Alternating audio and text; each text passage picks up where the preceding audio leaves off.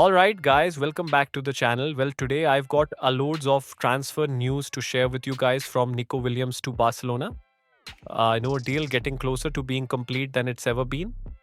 Then Milan are also pushing for a swap deal between Rafael Leao and Ronald Araujo. What is going on?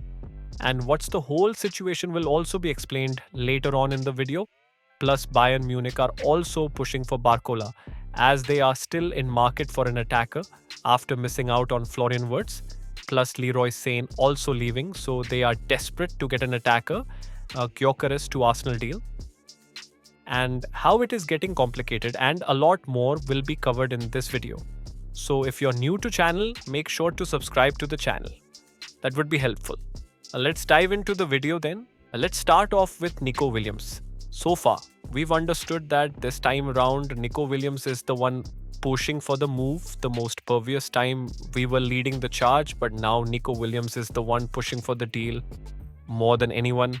He has already waned off other clubs and has given his full priority to FC Barcelona. And Barcelona have already reached an agreement in principle with Nico on a contract until 2031. His wages will be around 12 million euros gross per season. He is still willing to take more pay cut if need be. However, even though both parties are eager to complete the deal, still Barcelona are first of all speaking with La Liga on how to pay Nico Williams' clause, as we still need to raise around 25 million euros to get into that fair play zone, which will allow us to get Nico Williams, and that could only be possible if Ansu Fati leaves plus someone else leaves. It could be either Ter Stegen or someone else, which would also balance our wage bill if Ter Stegen leaves, as he earns a lot. And we've already got Joan Garcia. So let's see how it goes. But Barcelona, as of now, have made Nico Williams their sole priority, even though Deco still stuck on Luis Diaz. But Barcelona as a whole now wants Nico Williams, so it's just a matter of time before Joan Laporta manages something to get this deal complete. And genuinely, this is the kind of deal Barcelona needs to complete, as out of all the left-wing options, Barcelona had Nico Williams is the best. The guy is sensational and he has shown it time after time. Plus, we'll finally have someone as a proper left-winger.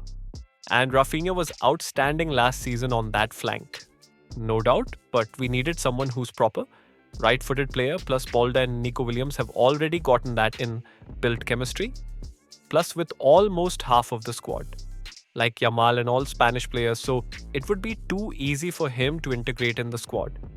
And I really hope Flick actually starts playing Rafinha as a second striker, which would allow us to see more of Rafinha. Then Rafael Leao was wanting to leave Milan this season and was looking for a way out and was interested to join Barcelona, but we didn't move for him as he was, and still a lot expensive for us.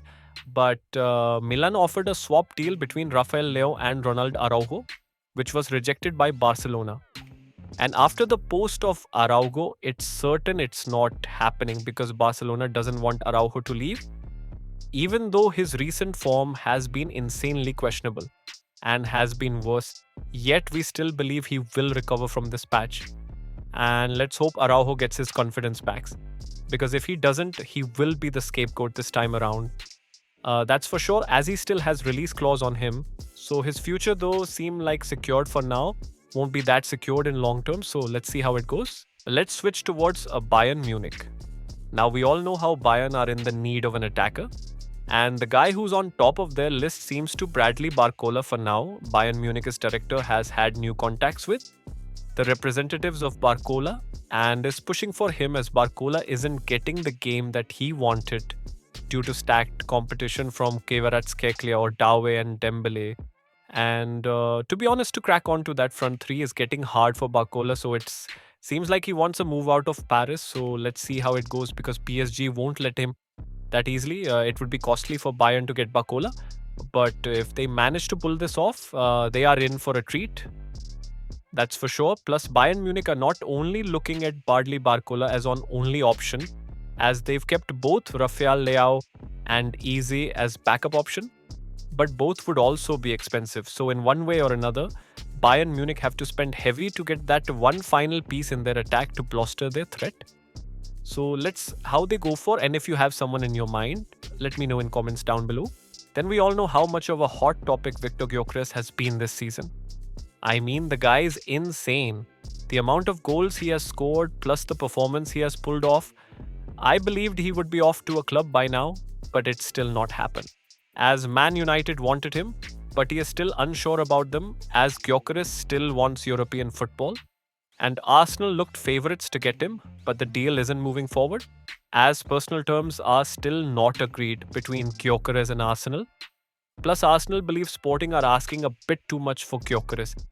At their asking price is around 60 to 70 million euros, but the talks are still ongoing. In between the both parties, and to be honest, if Arsenal can pay 60 million euros for a DM, even though they've already gotten one, isn't it? Better just pay the damn thing and get someone, as both Liverpool and Man City are going insane for their reinforcement.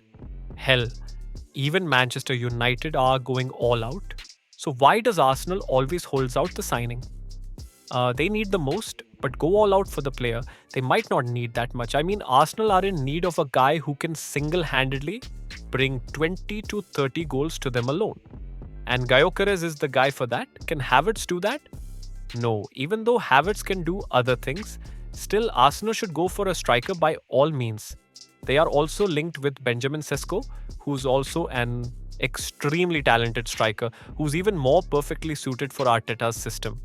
But he would cost more, as Leipzig are one of those clubs who are just extremely stingy. So he will cost around 80 to 100 million euros. So in a way, Arsenal have to go big by all means to get a striker. So let's see who does Arsenal end up getting as the main number 9 for next season then. As we know that Napoli are just going a bit too crazy with their reinforcement from KDB to now Jack Grealish. Yep, you heard it right. Napoli are now heavily linked with Grealish. They were in contention for Garnacho also. But they've opted to go for Grealish Conte, once Grealish at Napoli.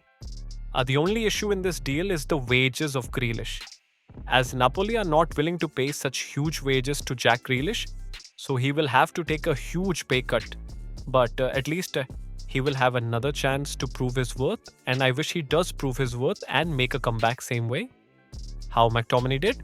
So let's see what happens. Jack Grealish, as he is going to leave City one way or another.